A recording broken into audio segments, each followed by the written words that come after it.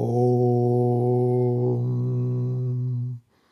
Shruti Smriti Purananam Alayam Karunalayam Namami Bhagavatpadam Shankaram Lokashankaram Shankaram Shankaracharyam Keshavam Badarayanam Sutrabhashakritau Vande Bhagavantau Punah Punaha Ishvaro Gururatmeti Murti Bheda Vibhagine Vyomavat Vyapta Dehaya Dakshinamurtaye Namaha Gukarasto Andakaro Vai Rukarasto Nivartakaha Andakara Nirodhitvat Gururitya Vidhiyate Sadashiva Samarambham Shankaracharya Madhyamam Asmadacharya Paryantam Vande Guru Paramparam.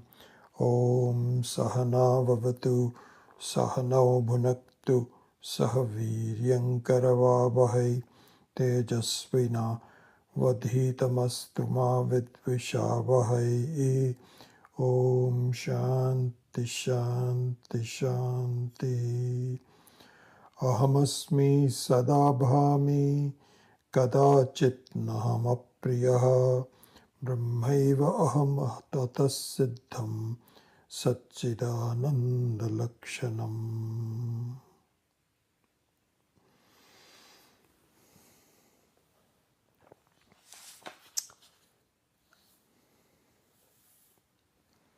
So in reviewing the truth about ourselves, truth about Ishvara, truth about the Jagat, we are reviewing the apaurusheyata of Jnanam. So Jnanam here means the very essence of the whole creation, which is not subject to any of changes, which is the very basis of the whole experience of life, the whole everything, that Jnanam. So we have been looking at different aspects of that, and in the last class that we did was that the Jnanam is Vastu Apparichinnam, Vishaya Apparichinnam, meaning that we should see.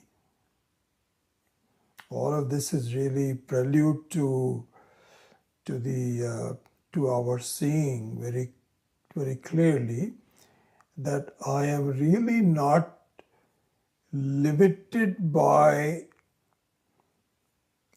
anything that I see.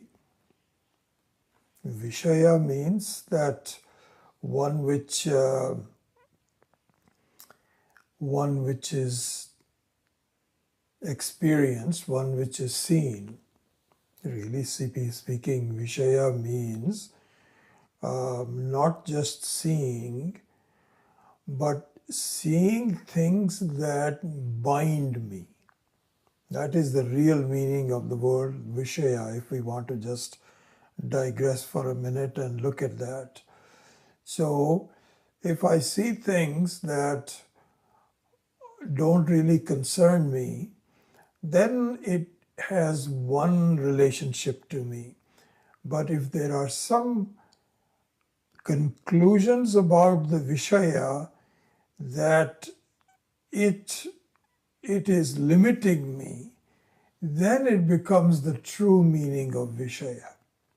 So here in this analysis it says, doesn't matter whether something is seemingly limiting you or not limiting you, the fact of the matter is that you are not limited by anything. It is just a false assumption. And so we went through some of the logic of that, how the Vishaya depends upon Desha Kala, and Desha Kala themselves are also Mithya. And so anything that depends on the Mithya is also Mithya. So it just seems to bind you, but it really doesn't. And, this is our very interesting experience that really speaking sometimes we can even close our eyes. So right now, for example, if you have your open eyes, then you may feel that I am sitting in this room and this room is limiting me. Okay, you might have this unseen conclusion. But suppose you were to close your eyes. You are the very jnanam, and there is no sense of limitation.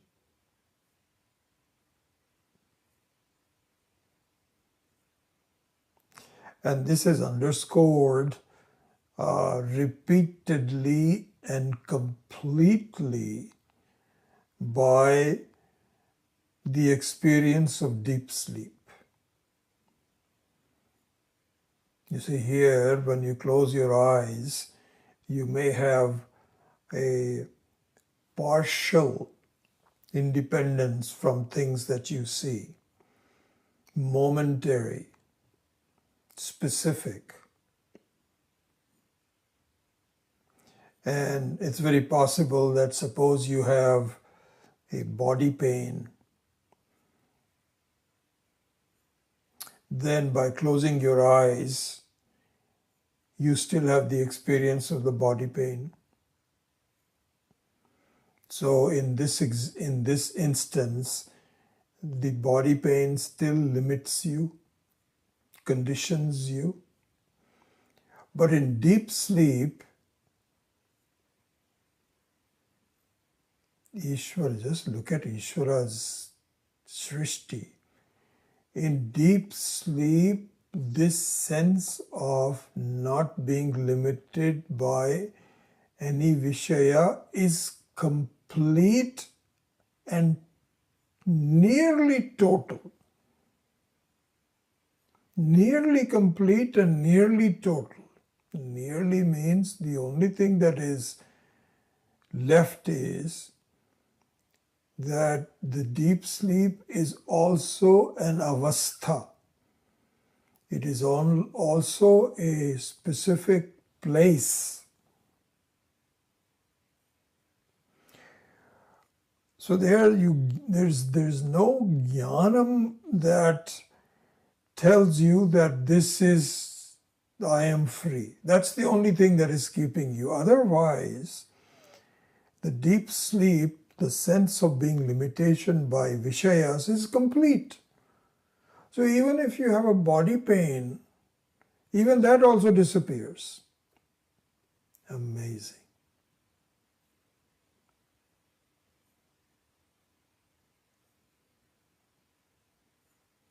So anyway, that is what we saw last time, that jnanam is vastu aparichinna.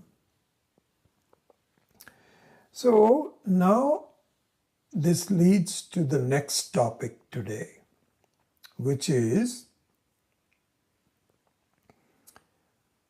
I am a knower of things, and I am aware of a number of Vishaya. So there is a book. So the book is what is called Jneyam, what is known, subject to being known. Are these objects, including here, I'm looking at the book. So now there are two things. One is that I am the looker or the knower of the book. I can see the book. So I have a certain status that I am the knower, and the book has a certain status that it is the Vishaya of my knowing. So there are two things here. So Jnata and Jnaya. And so this is exactly what happens in all our experiences. We are jnata and gyeya. So now we can look at what is the nature of these two things, the jnata or the gyeya. So what is pointed out is that the jnata and gyeya are both upadhis.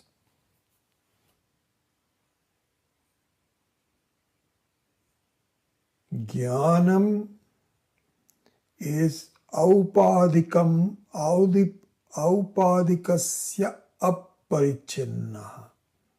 So if you want to give a title to this topic, Jnanam, me, the self, is aparichinna aupadikasya. Aupadikasya means the one which is caused by upadhi. It is not really limited. Not limited. So here what we have to do is that we have to define what do you mean by upadhi. So then we can proceed along this topic that we have introduced. Aupadikasya aparichinnatvam jnanasya. The jnanam is not limited by any upadhis.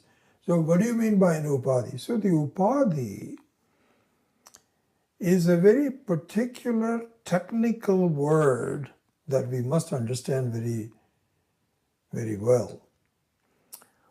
Upadhi's definition is something which by its nearness to something else imparts its own guna to the other thing. Once again, upadhi is that kind of a vastu, you can call it a vastu, that kind of a creation, which by its nearness to something else, so that is a condition. It expresses itself when it is near something else. And when it is near something else, then it has the uniqueness. This is the uniqueness of upadhi. This is the lakshana of upadhi. So the lakshana of upadhi is that it imparts its own guna to the vastu which is near it. So this is the technical definition. Now let us look at an application of this which will clarify this. So the classical example given in the Shastra is that of a crystal, sphatika, what is called sphatika. Sphatika is a crystal. So the crystal has no color of its own. It is you can make a crystal which is colorful, but by itself the sphatika can shine without having any color, transparent. And if you put a kusuma, kusuma means a flower, let's say a red flower, next to the sphatika, what happens is that the redness of the flower makes the crystal itself looks red. So therefore, the kusuma A flower, a red flower in this particular example, let's say, is the upadhi for the spatika. This is the illustration. Okay? If this is clear,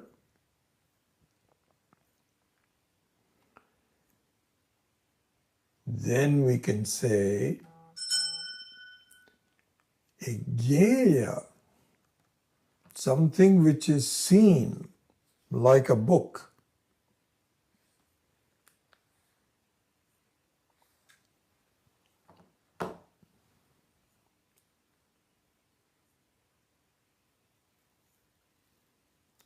And a jnata, which is the knower of the book, the status of the knower of the book, and the book as a known vastu. These two are upadhis to jnana. Jnata and jnayam are a pair of upadhis to the jnanam. Jnanam is like spatika.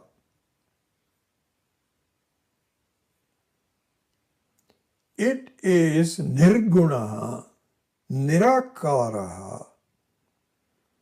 It cannot really have any gunas, but it can appear to have gunas by the presence of the upadhi. This is to be understood. So the self, the jnanam,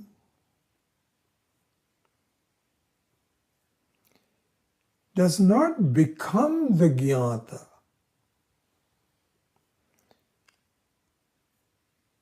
And neither does it become the jnaya. It does not become the vishaya. And it does not become the knower of the vishaya. And instead what happens is that both the jnata and the jnaya, both are upadhis to jnanam.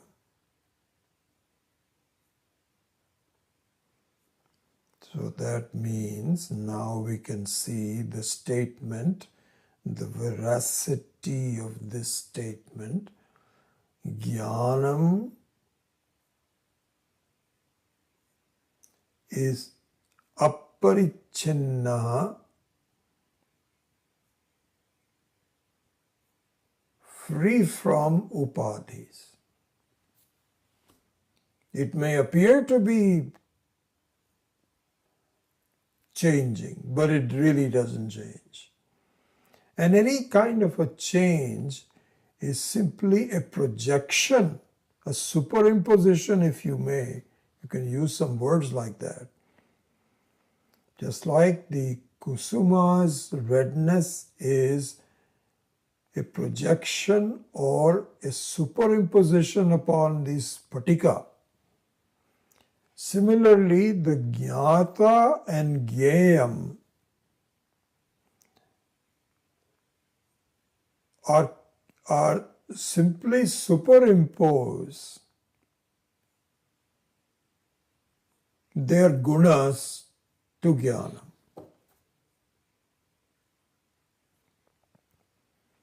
So we can see this, that jnanam is aparichinna. It is not limited. It may enjoy the temporariness of becoming a jnata. In fact, this is another thing. So we know this We know this fact from the previous classes, so let's freshen up that an upadhi is tinged with conditionality.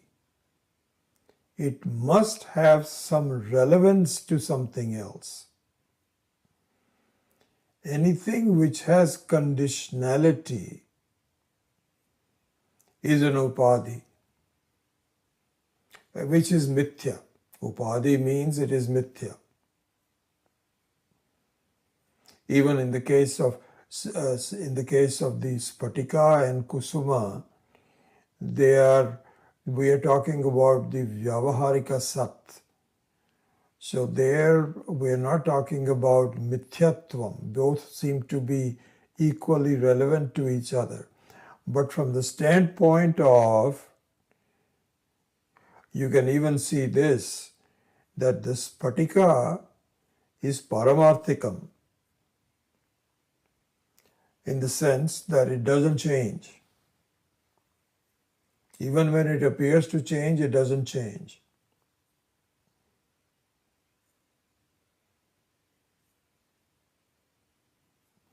And you can, I'm just taking a bypass on that. So supposing you compare the kusuma with the spatika, the kusuma can fade, it can go away, but the spatika doesn't fade. This is the reality of it. It does not take any gunas. So similarly here also, we can say that the jnata and the jnayam are mutually interdependent. There is no jnata without a jnaya, and there is no jnaya without a jnata. So both of them are mutually interdependent, and therefore they are mithya. Mithya meaning that they don't have their own independent reality. Jnanam, on the other hand, does not depend on the jnata or the geya. It is independently jnana. See this fact. It is exactly like a person who takes on a role and kind of becomes the role for the time being. But even after the role is finished, he or she is still the same person. Before the role, taking on the costumes and talking and behaving in a certain way, he's a person. During playing the role, he's a person. After playing the role, he's a person. Same person. That doesn't change. So the jnanam here is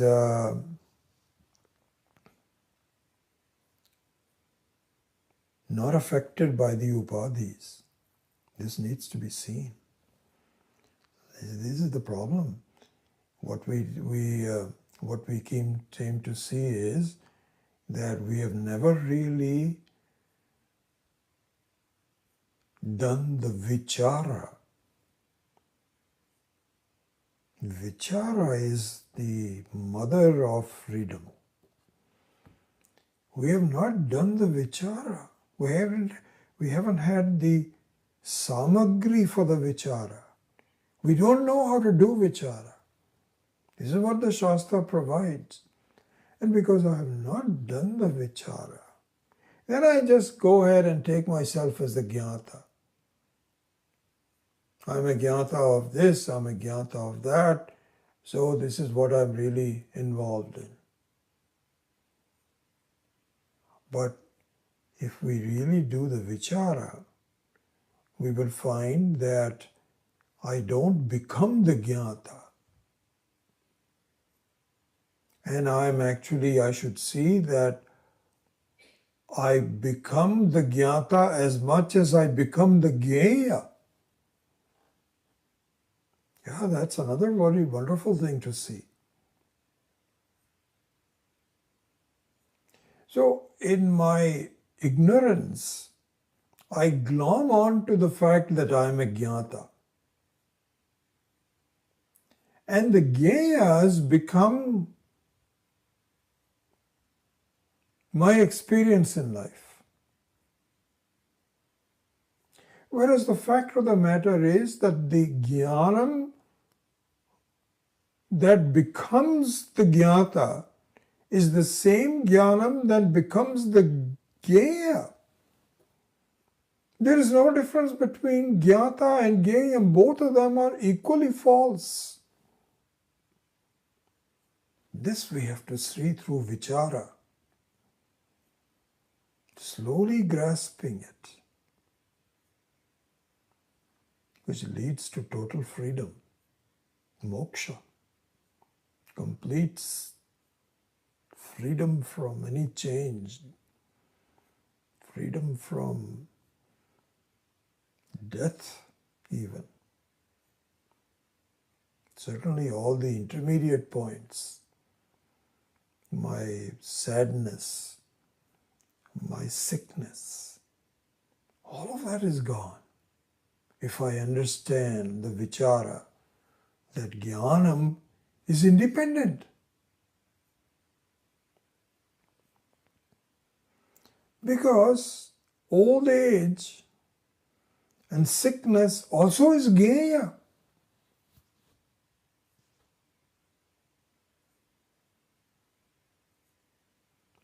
And then I become the jnata of this sickness, jnata of old age. Both of them are upadhis.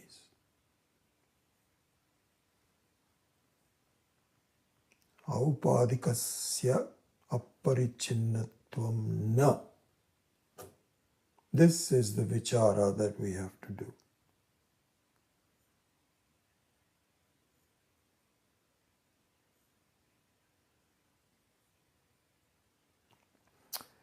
So here we can also say some side analysis that Swami Akhandananda has given on this point.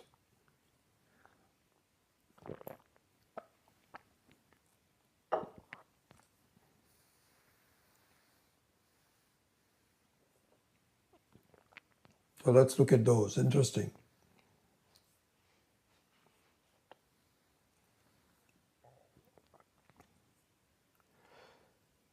So then,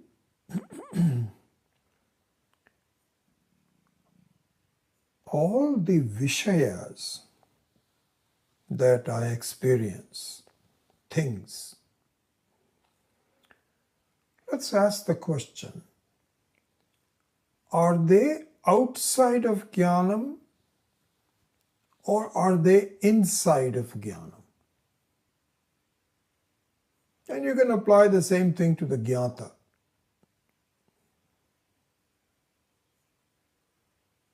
So the combination of both jnata as jnayam, as a dvandva, are they outside of jnanam or are they inside of jnanam? First of all, this vikalpa, this dichotomy itself is useless. Why? Because jnanam is anadi and anantam and purnam.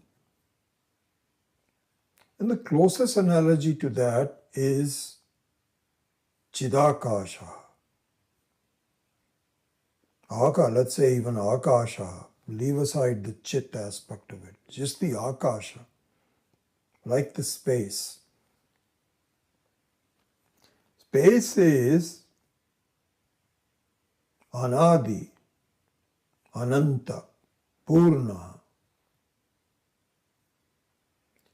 So the Atma, jnanam, is like that. So therefore, even the question of outside or inside does not arise. Is something is outside of space or is it inside of space? So even that raising the dichotomy itself is false. But suppose you say, no, but I want to really pursue this line of thinking.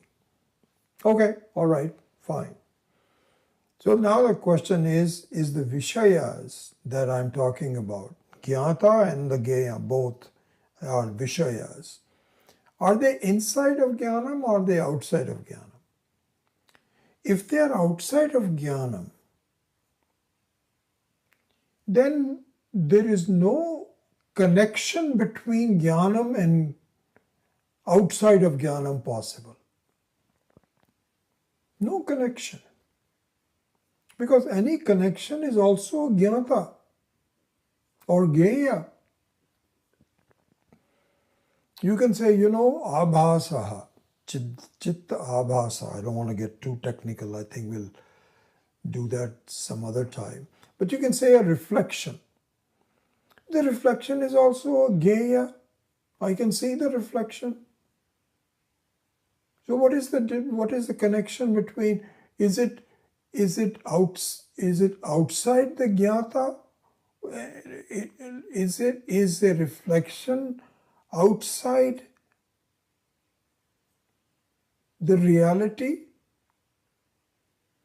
Bimba and Pratibimba, if we just could pursue that for a second, is Pratibimba, which is the reflection, is it outside or is it inside? So there cannot be any connection between, at least there you can say that perhaps the mirror is a connection between them. But in this case,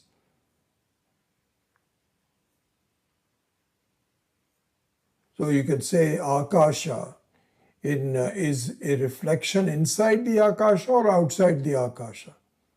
It doesn't make any sense. So therefore, the Vishaya being outside Jnanam doesn't make any sense. Suppose you say, okay, it is inside. Inside meaning what? Does that mean that the Jnanam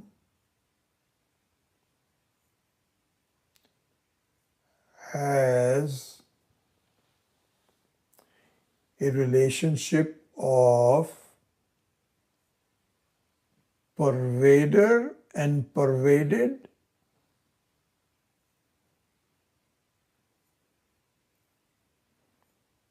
We saw this earlier in a few classes earlier. In Paramarthika Sat, Vyapakam Vyapyam is not possible. Paramarthika Sat means the reality. You can say temporarily, you can say, like for example, we saw the example that in Vyavaharika Sat, which is a temporary Sat, which is not a total Sat. It's a pretend Sat. So in Vyavaharika Sat, you can say that there is in fact some connection between Agni, which is a Vyapaka, and a iron ball, which is a Vyapya. So there is a Vyapaka Vyapya Sambandha possible in Vyavaharika Sat. But that's not possible in Paramarthika Sat, because Paramarthika Sat is everything. It is both the Agni as well as the black iron ball. So there cannot be any Vyapya Vyapaka Sambandha between Vishaya and Jnanam. Okay? All right, so then you can say maybe the Jnanam has parinamate.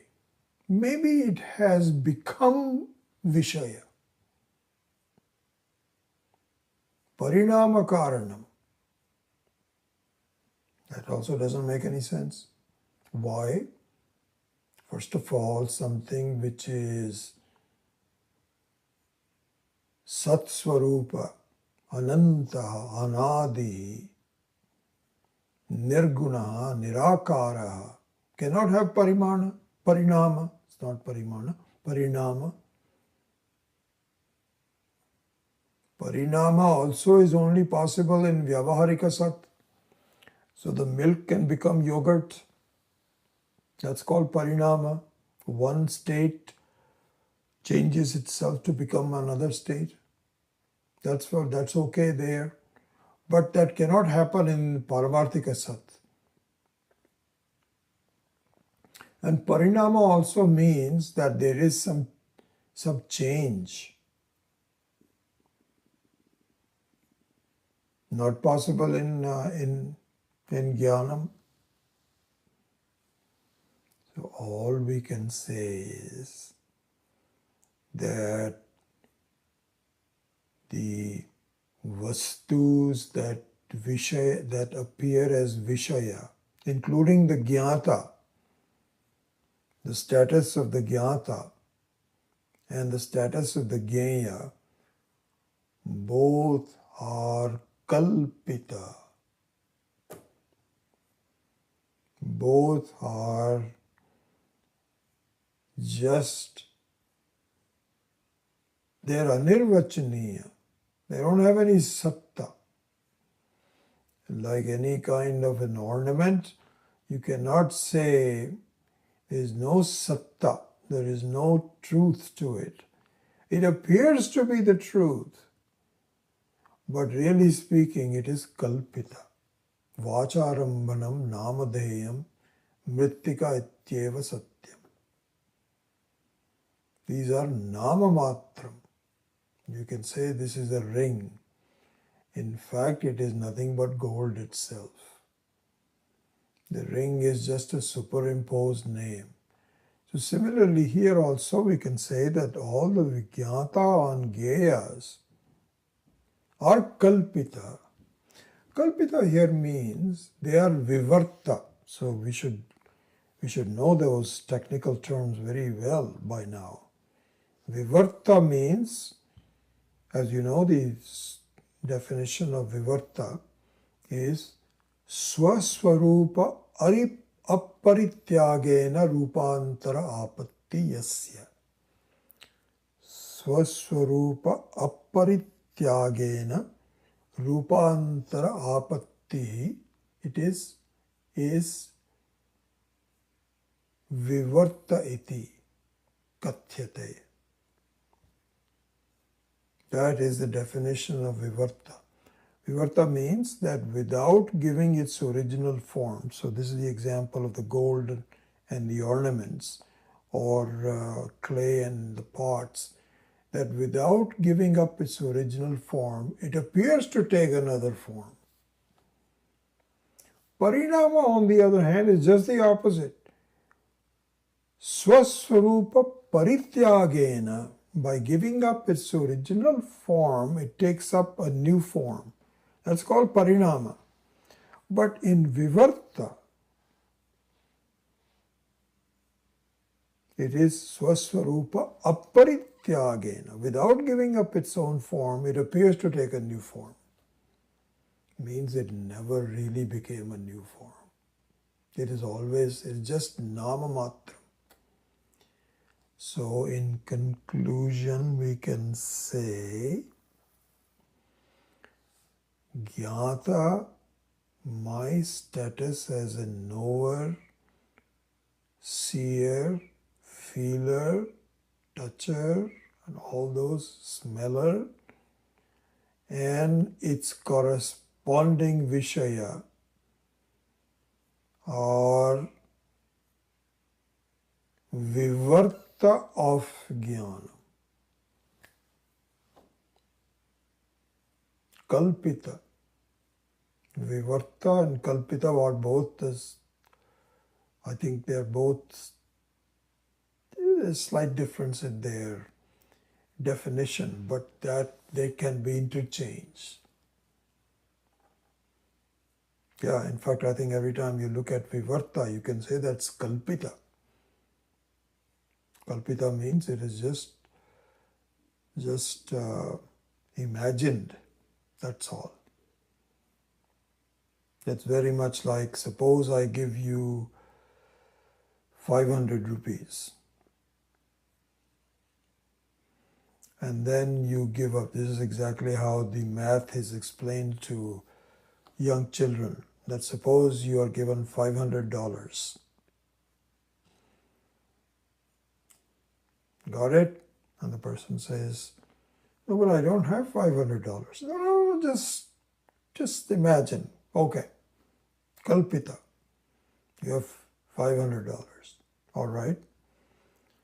Then you spent $100 on buying something. Yeah, but I haven't gone anywhere. No, just think about it. Oh, you gave somebody $100. How many are left? 400. Then you give $100 each to 4 other people. How many are left?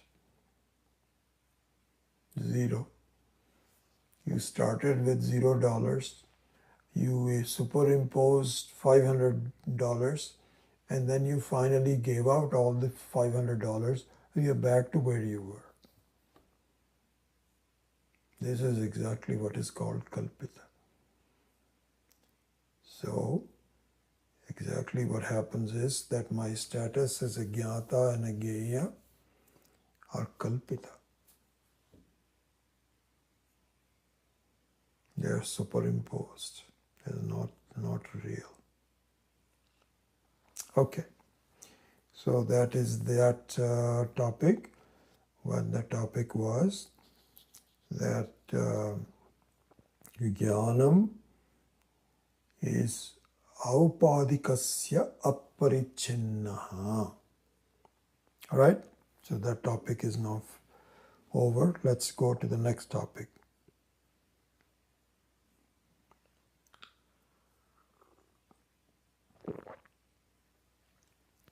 The next topic is, and by the way, so what I had sent you a WhatsApp message on yesterday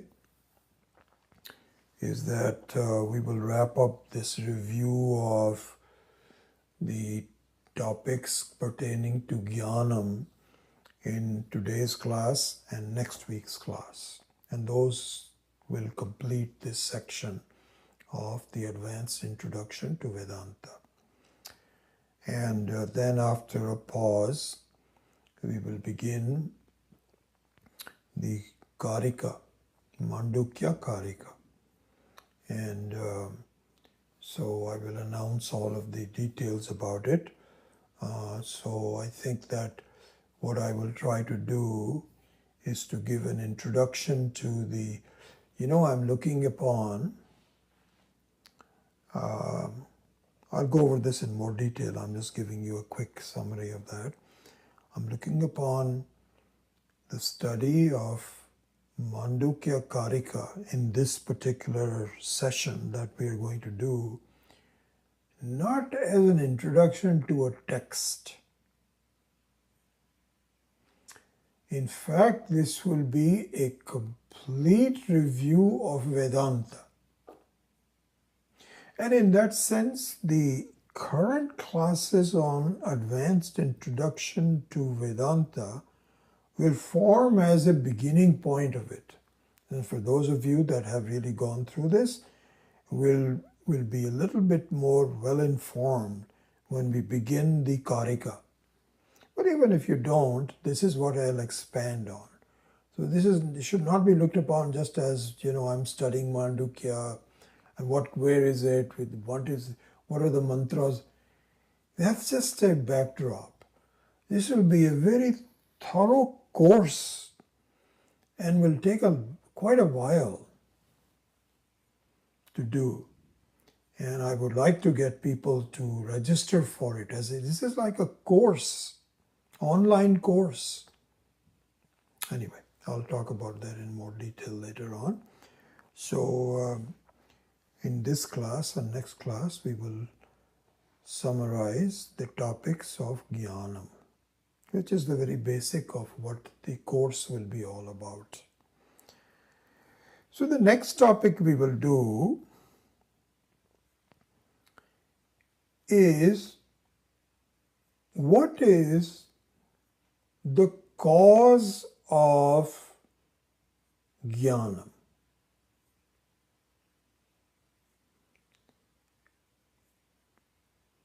So this is a topic about the cause-effect relationships pertaining to Jnana.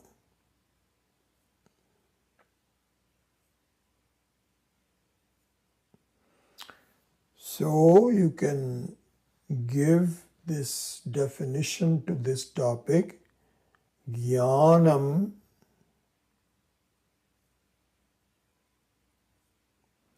is karana karya aparichinnaha. Jnanam karana karya aparichinnaha asti. There is no cause and effect concepts that are relevant to Jnanam. They don't make any sense. Why not? So, supposing there is a cause for Jnanam,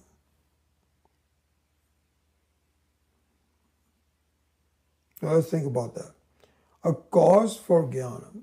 So what that means is, really in practical terms, before Jnanam begins, there is something else that causes it.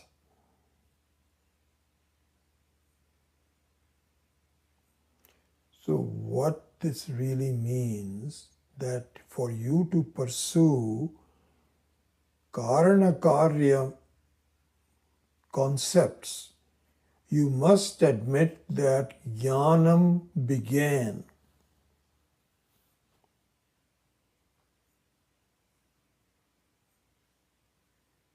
Okay? If Jnanam begins, let's say Jnanam begins.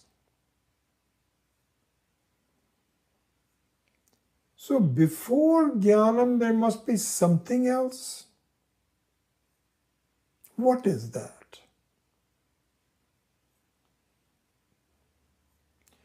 So that which is a possible cause of the birth of the Jnanam, is that possible to be without Jnanam?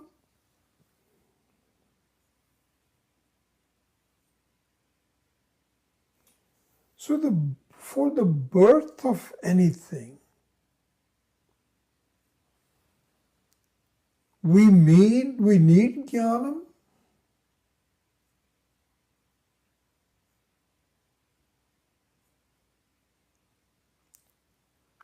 For the appearance of anything, for the experience of anything, for the phenomena of anything, you need Jnanam.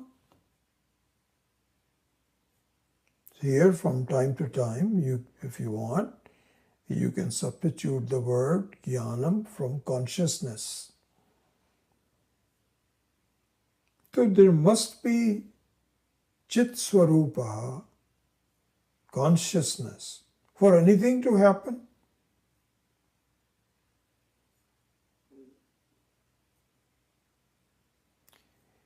So you see, this is the thing. If you look at Vaisheshikas and Nyayas,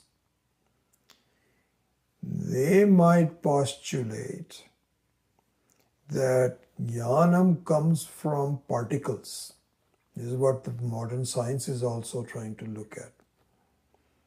That how did consciousness come about? Keep looking. This is not a new phenomenon. It's been going on for thousands of years, maybe millions of years, looking for some cause of how does consciousness begin? Jnanam. Keep looking, keep arguing. In the process, number of false PhDs are given. Laboratory, very famous scientists who say, yeah, I think this is how it began. Big Bang or whatever. All kinds of idiotic theories are given. What is the cause of consciousness? Hey, before you have consciousness, you must have some consciousness to begin to see what the cause of the consciousness birth could be. There is consciousness there too. You cannot have any phenomena without jnanam. Not possible. So for any presence of anything cause, you also need jnanam. So jnanam was already there. Before the cause came about, jnanam was already there. This is what it says in the Upanishads, that jnanam is smaller than the smallest and bigger than the biggest. So this kind of paradox is a very important vichara. So what does that mean? So suppose you look at from a standpoint of a srishti. Let's say you have the ocean, samudra. So if you were to define this whole phenomena in terms of samudra here means very big, huge. Can't even see how deep it is. That's what ocean is. So there you can say, if you were to say, what is the definition of the very content of the ocean? You can say it is smaller than the smallest wave and bigger than the biggest wave.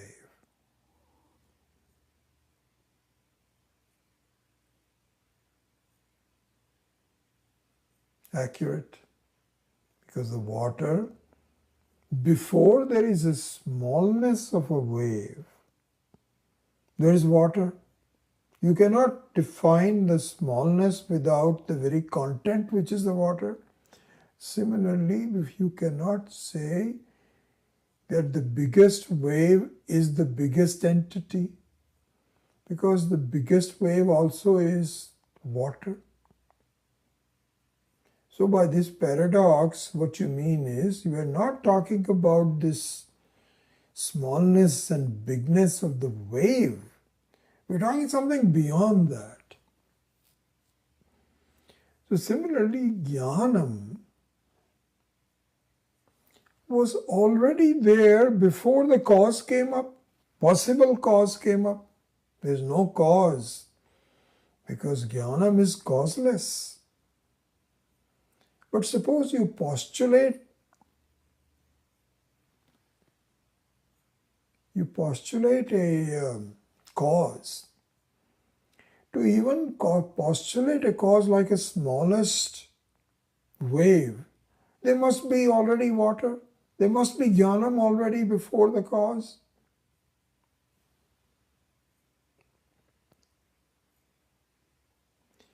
So then Swami Khandananda points out that, sometimes it is said, wait a second, I don't have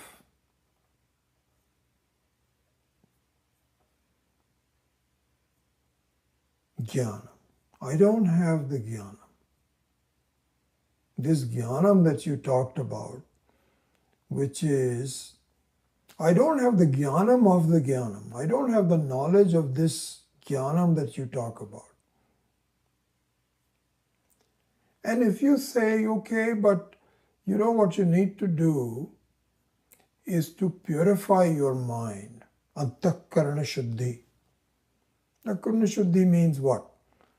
It means that you have to make your mind subtler and subtler and subtler. That's what Antakarana Shuddhi is. You see, before you go to quantum mechanics and wave theories and so on, you have to first make your mind subtler. Because in the beginning, you can't even understand $500 given 200 here, how many. Some simple math you cannot do. So this is a very gross mind. Mind means the grossness of my capability. But slowly what happens is that you do simple arithmetic, then you do mathematics, then you do algebra. I don't know what the progression is. But you keep on doing subtler and subtler things. And then you can see Heisenberg's principle, that it is neither a wave nor a particle. Sometimes it is this, which is really the truth. This is the very whole mithya. So you can say this. So now we can go back and say, okay, I did not know jnana, okay, because it is like the Heisenberg's principle or the E is equal to mc squared, some very, very subtle and sophisticated truth about myself. No, I understand, I don't get it. And I also feel that I have to get myself to understand through the Antakarana Shuddhi. I get it. I understand. And you've been saying that you must purify your mind. Atma cannot be grasped without. So now I ask you, isn't the purification of the mind a cause of the jnanam?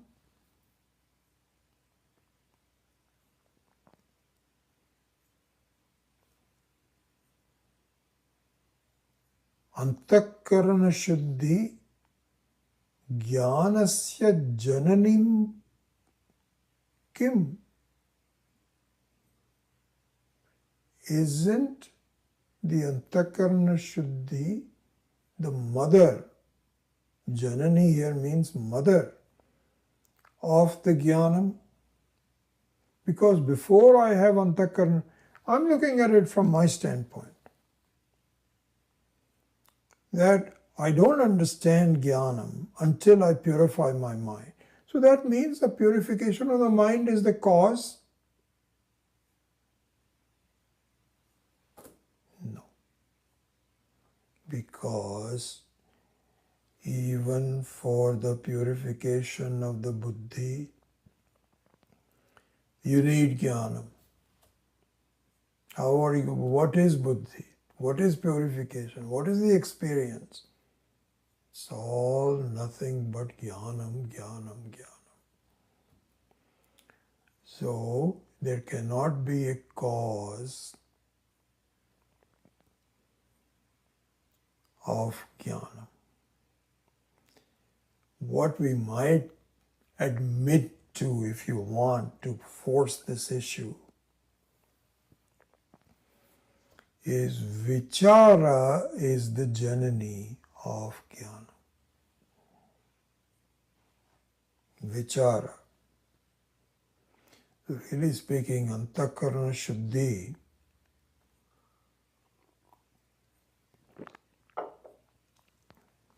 means vichara.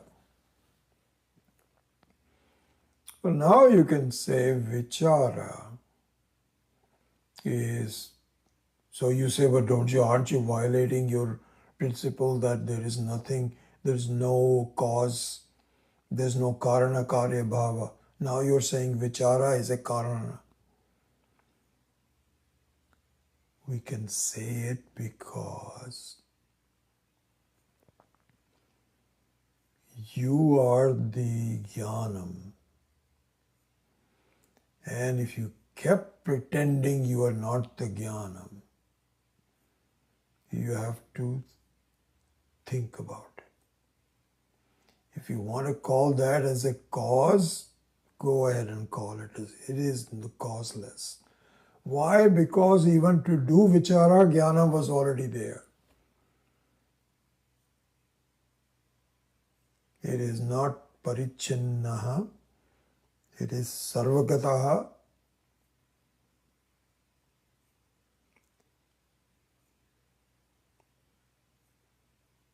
Anadihi, anantaha, purnaha, sarvagataha is always there.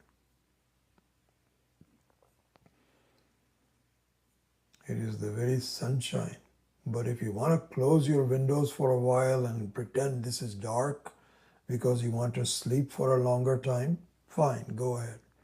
But that doesn't mean that opening the windows is the cause of light. The light was already there. You are just closed your eyes to it, that's all. So therefore we can still say that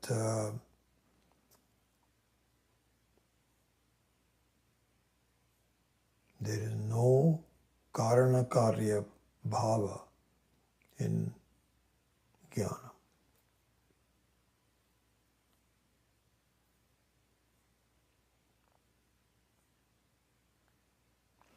So one corollary to this, which I think you have done, you have seen, that the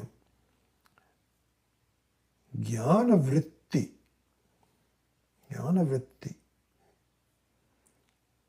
so this is what is called aparoksha jnana vritti. So that thought has to appear. And what that thought is, it removes the ajnana vritti. It cancels the ajnana vritti. And after cancelling the ajnana vritti, it also disappears. So it doesn't leave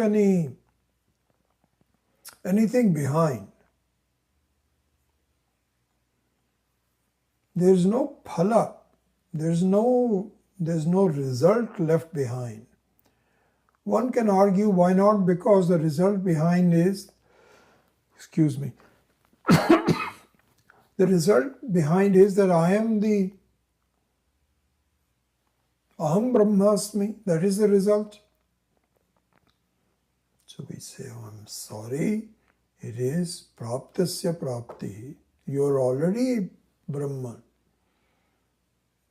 We don't say you don't become Brahman, you're already Brahman. There's no cause for it. But this false notion that I am not Brahman, Ishvara is not me, this false notion is corrected by the correct notion. Then the correct notion also disappears.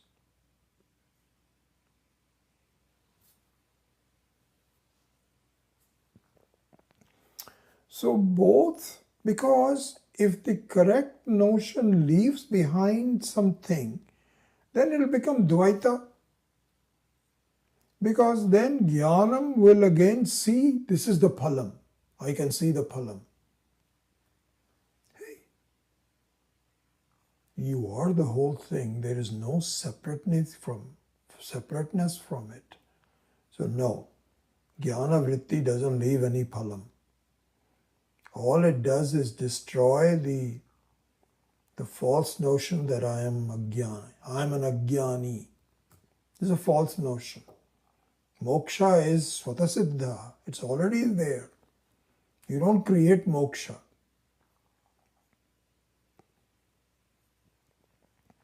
So in that sense, the ajnanam is also vivarta of jnanam. Beautiful.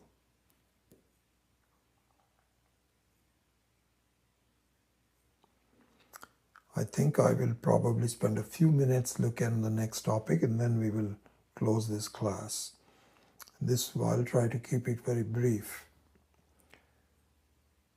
In Jnanam,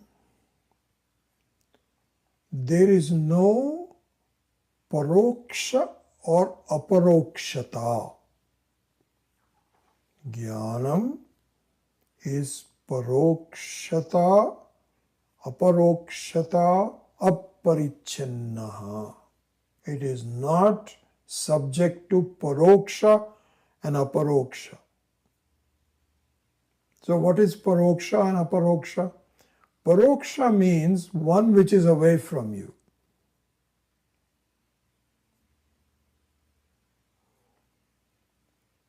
And aparoksha means one which is not away from you.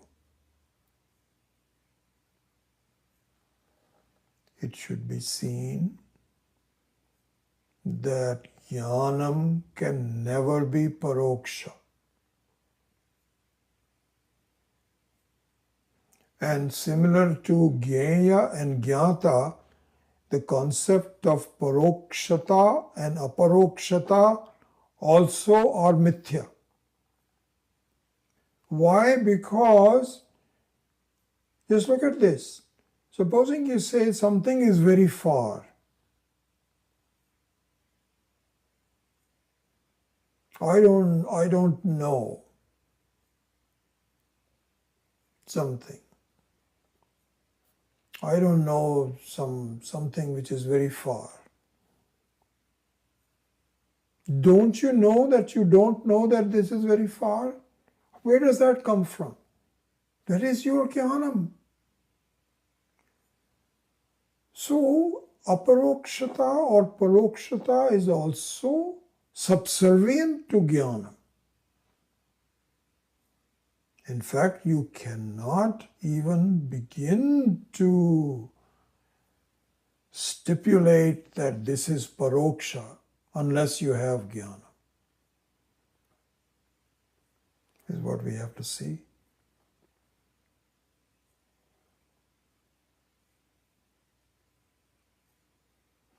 So the parokshata also is with respect to Vishaya, not with respect to Jnanam. You see?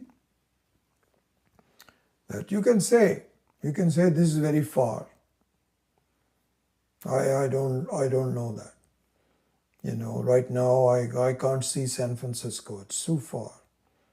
But that conclusion that I cannot see San Francisco is with respect to whom?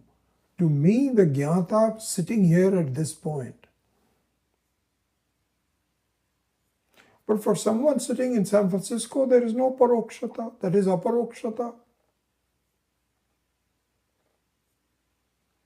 So therefore, parokshata and aparokshata is also subject to the Jnata, not with respect to the Jnanam.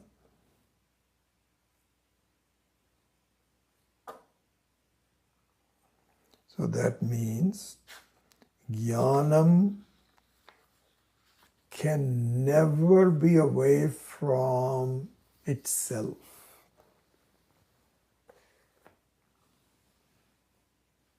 You cannot erase it.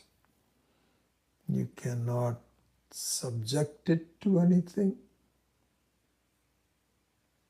Sat Swarupo. This is the nature of jnana.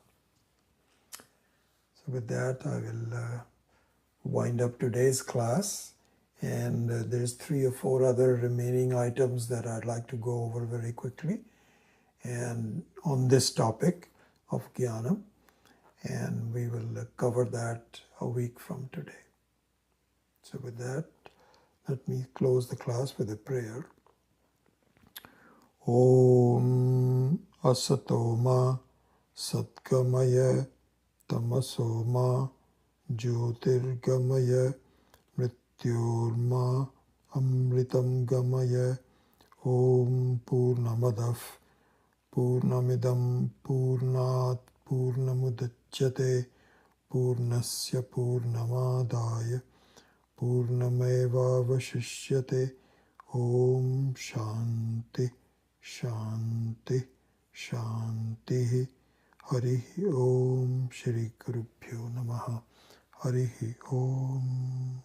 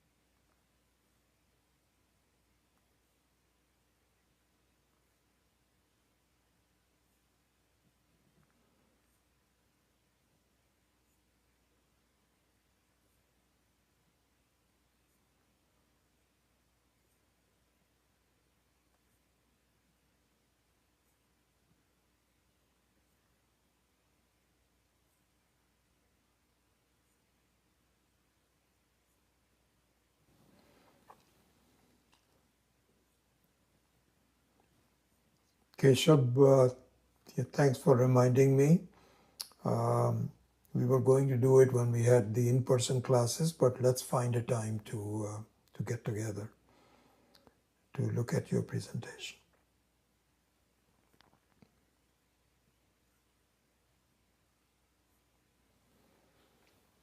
All right.